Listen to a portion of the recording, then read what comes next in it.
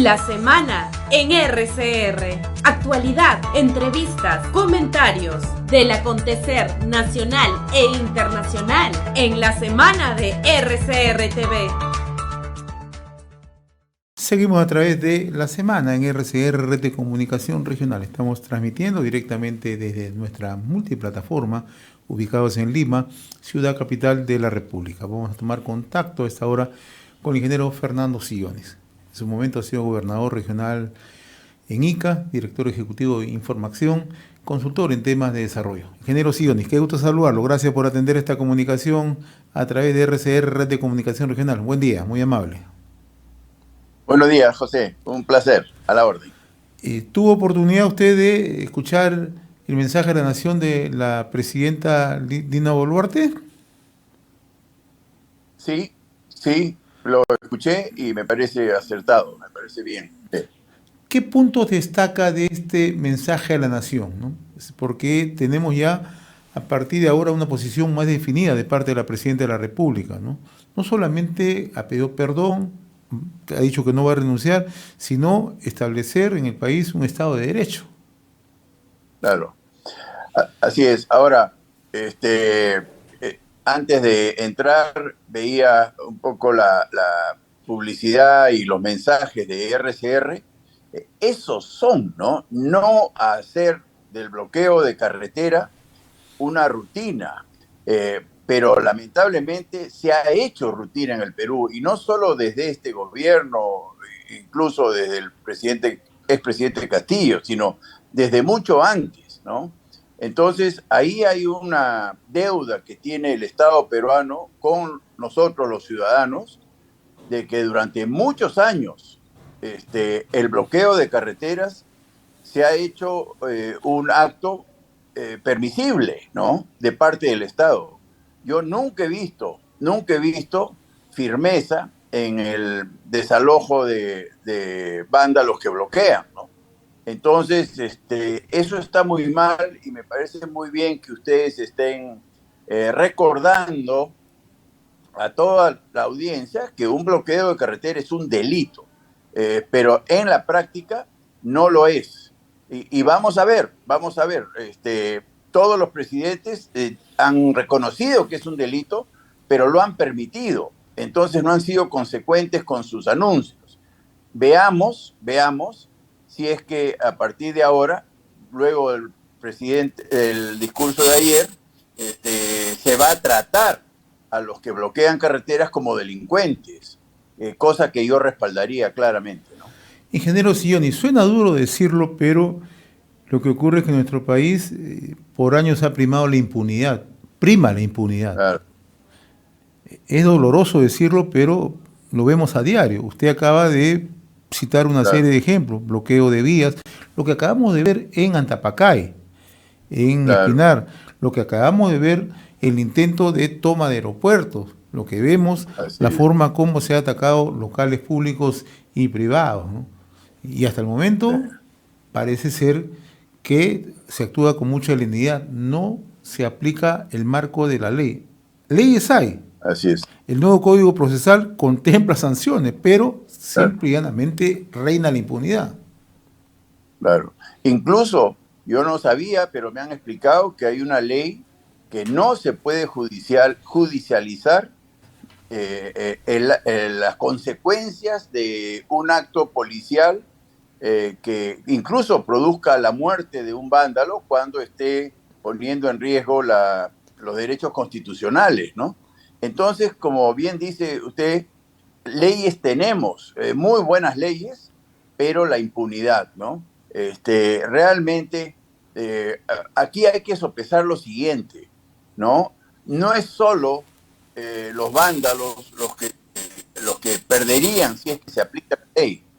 Lo que hay que evaluar es quiénes pierden cuando hay impunidad, cuando no se aplica la ley, y son millones. Y hemos sabido, por supuesto, a través de las noticias atroces, de niñitos fallecidos en medio de bloqueos por no poder llegar a los hospitales en su debido tiempo.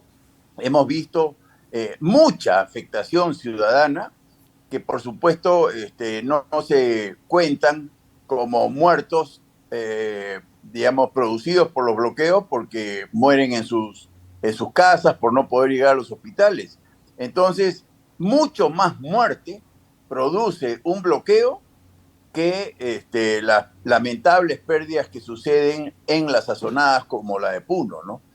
Repito, mucho más gente muere, se enferma y pierde con los bloqueos que lo que parece, ¿no? Así que tenemos que ser mucho más firmes en calificar y actuar como corresponda frente a los bloqueos, frente a las sazonadas, frente a las irrupciones en aeropuertos, frente a la quema de locales públicos y privados, etcétera. Mucho más fuerte. Estamos en deuda con los ciudadanos peruanos, yo creo.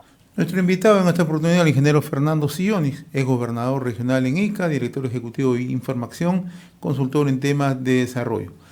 Comenzamos con la pregunta, ¿no? La posición que asumió en su mensaje a la nación la presidenta de la República, Dina Boluarte. Ha pedido perdón al país, pero ha dicho no va a renunciar. ¿Qué escenario se presenta hacia adelante luego de la presentación anoche de la presidenta Boluarte?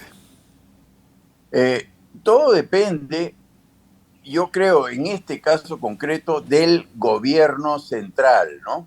El legislativo ya no tiene mucho que hacer aparte de aprobar en segunda instancia el adelanto de elecciones, ¿no?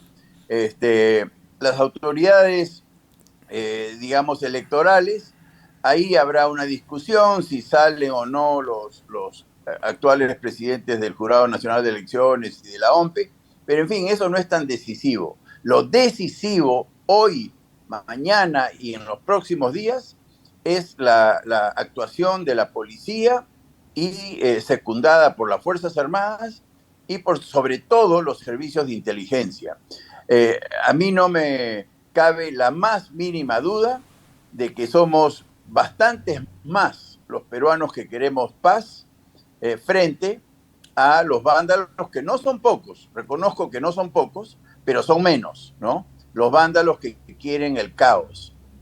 Yo confío en la inteligencia y en la capacidad, en la fuerza que tiene la Policía Nacional del Perú, repito, secundada por las Fuerzas Armadas, para impedir actos vandálicos. Yo estoy en Ica en este momento y quiero aplaudir a la policía a partir del domingo pasado, hace menos de una semana. La policía vino a Barrio Chino, no disparó un solo tiro, no lanzó ni una sola bomba lacrimógena, entró a Barrio Chino, que se ha hecho famoso por su violencia y vandalismo, vino con caballos y impuso su autoridad. Incluso, muy tiernamente, los niñitos paseaban los caballos de los policías, y ese tipo de gestos tuvo la policía en Ica, y hoy día Ica está en paz, ¿no? Antes del domingo, la policía era ausente, ¿no? Los vándalos, que eran pocos, me refiero a 80 personas, bloqueaban la carretera en Barrio Chino, en El Álamo, en Expansión Urbana y en Paracas, grupos de 80, y la policía no estaba presente. A partir del domingo pasado, hace exactamente 6 días, la policía se ha hecho presente y todo en orden. Y los miles y miles de trabajadores que están cosechando uva van a sus centros de trabajo tranquilos, contentos, satisfechos, después de haber perdido la semana pasada por no haber sido posible ir a trabajar, producto del capricho de unos cuantos vándalos, ¿no? Entonces, quiero, repito, aplaudir la actuación de la policía en Ica desde el domingo pasado, pero que se mantenga esa presencia policial, y lo mismo ocurra en Puno, en Cusco, en Apurímac, en Arequipa, en Tacna, porque la policía lo sabe hacer. Y si hay confrontación, pues que actúe con toda la fuerza que le otorga la ley, ¿no? Ingeniero Sillonis, anoche la presidenta Dina Boluarte le ha puesto mucho énfasis a un tema que en múltiples oportunidades hemos conversado, ¿no? La situación en la que se encuentran millones de peruanos en situación de pobreza y pobreza extrema, la ausencia del Estado un Estado que cada vez está más alejado, pero ha puesto un tema que pocas veces se toma muchas veces como reflexión, pero en la realidad se deja pasar, ¿no? Las promesas de todos los gobiernos, ¿no? Y ha reconocido que en el gobierno de Pedro Castillo en los últimos 18 meses simple y llanamente se hicieron promesas a través de los consejos descentralizados. Usted maneja muy buena información a través de información, ¿no? En el sentido de cómo se va moviendo la economía en nuestro país, cómo se está moviendo la generación de empleo, ¿no? Cuáles son las regiones que apuntan a mejores condiciones de desarrollo, ¿no? A partir de allí, o sea, ¿por qué nos hemos colocado en una situación de desencanto? Porque nos puede gustar o no nos puede gustar la protesta, pero en muchos casos son atendibles, porque hay poblaciones. Ayer conversaba con un economista de IPE y me decía, en Puno, más del 50% de la población, sobre todo en zonas rurales, no cuenta con servicios de agua y saneamiento. Entonces, esto es una realidad. Claro, así es, pero son dos protestas diferentes. Esta última que usted menciona, que yo respaldo, yo también protesto por la falta de agua potable en millones de familias peruanas, yo protesto por los pésimos servicios de salud pública y la crueldad con que trata el Estado en materia de salud a millones de compatriotas, protesto por la pésima educación estatal, sobre todo en el ámbito rural, ¿no? Protesto también por la inseguridad ciudadana, la corrupción en la policía y todo eso. Yo protesto por eso y me auno a los millones de peruanos que hacen lo mismo. Sin embargo, la protesta que estamos enfrentando hoy día no es de carácter económico, social, como la que acabo de describir. Es una protesta que propicia el caos, ¿no? Es la protesta de los narcotraficantes y cocaleros que viven del caos. A ellos les conviene que no haya Estado, que haya desgobierno, ¿no? Esta es la protesta de la corrupción. A la corrupción le conviene, ¿no? A todos estos empresarios corruptos que lucraban indebidamente con el gobierno de Castillo, ellos pierden con la caída de Castillo. A ellos les conviene el caos, ¿no? Entonces distingamos los dos tipos de protestas. Ahora, analizando bien por qué hay pobreza, bueno, una familia que no tiene agua es pobre, claramente es pobre, ¿no? ¿Y quién debe proveer el agua potable? Pues las empresas municipales de agua y saneamiento. Entonces, ahí el Estado, a través de los municipios de todo el país, tiene la responsabilidad de reducir la pobreza, no pagando más remuneraciones, porque no le corresponde al Estado remunerar a las familias, pero sí dotándoles de agua potable y reduciría la pobreza. ¿Qué otra forma tenemos los peruanos de reducir la pobreza? Brindando un buen servicio de salud pública. Ahí también. Sí, José. No, sí, siga, lo estaba escuchando con atención. Sí. En salud pública no se trata de darle plata a la gente para que pueda ir a una clínica privada. No, lo que se trata es brindarle un buen servicio de salud pública, cosa que está al alcance del Estado, pero no lo hace. Si diera un buen servicio de salud pública, reduciría la pobreza significativamente, porque las familias pobres peruanas tendrían acceso a la salud de calidad, ¿no? Lo mismo pasaría con un mejor sistema educativo y, por supuesto, más aún ocurriría si es que la ciudadanía viviría en condiciones de seguridad y no expuesto a los asaltos y crímenes y violaciones que hay. Todo eso es pobreza. Entonces, mucha gente, muchos peruanos, en mi opinión, equivocadamente o simplonamente, dicen, para reducir la pobreza hay que quitarle a los ricos y darle a los pobres. Efectivamente, esa es una forma de reducir la pobreza, no lo voy a negar, pero muchísimo más eficaz es reducir la pobreza mejorando los servicios de agua potable, de salud pública, de educación estatal y de seguridad ciudadana. Ahí nomás hay un gran impulso hacia la reducción de la pobreza que está en manos del Estado. Las grandes carencias de los peruanos pobres son servicios públicos. En consecuencia, el Estado es el mayor generación de pobreza que hay en nuestro país. Y eso es lo que hay que corregir. Y por supuesto yo tengo unas ideas al respecto, ¿no?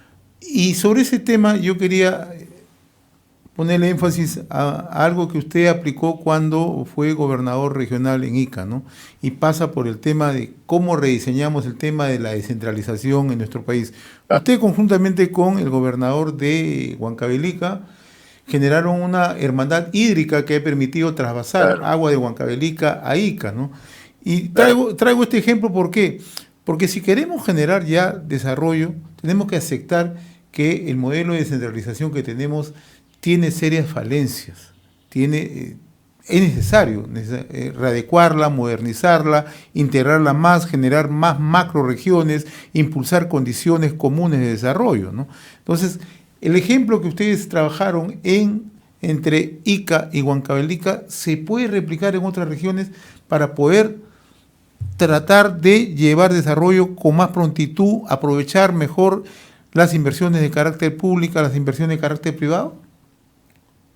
Por supuesto que se puede, ¿no? Pero antes que replicarla en otras regiones, había que darle continuidad y eso no ocurrió entre Ica y Huancavelica. Claro. O sea, mi sucesor fue tan mezquino que suspendió el proceso de hermanamiento con Huancavelica. Se peleó como solían pelearse los gobernadores entre Ica y Huancavelica. Y se perdió todo lo que, mejor dicho, se plató, se acabó todo el progreso que estábamos logrando. Entonces, ahí viene mi propuesta.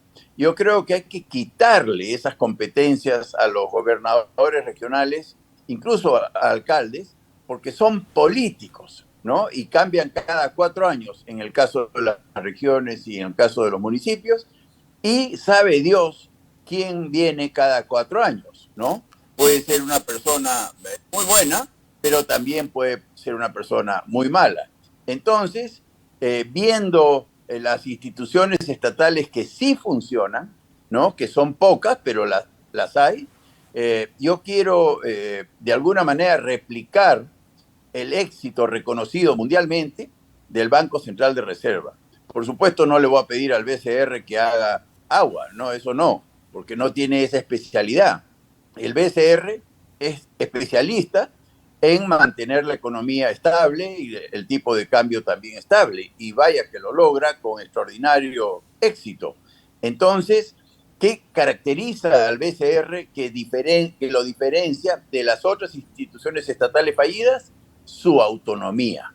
Entonces, yo propongo autonomizar, si cabe el término, todos los servicios de agua potable, por ejemplo, quitarle esa competencia a los municipios y establecer autoridades autónomas macrorregionales para que sean ellas las que se encarguen del agua potable. Algo parecido haría con la salud pública, autonomizar la salud pública y quitarle las competencias tanto al Ministerio de Salud como a los gobiernos regionales que han fracasado, como bien dice usted, ¿no? Y crear autoridades autónomas macrorregionales para que se encarguen de la salud con la misma autonomía que tiene el BCR, es decir, aplicando el profesionalismo, la meritocracia, la continuidad, la estabilidad y el servicio al ciudadano, ¿no?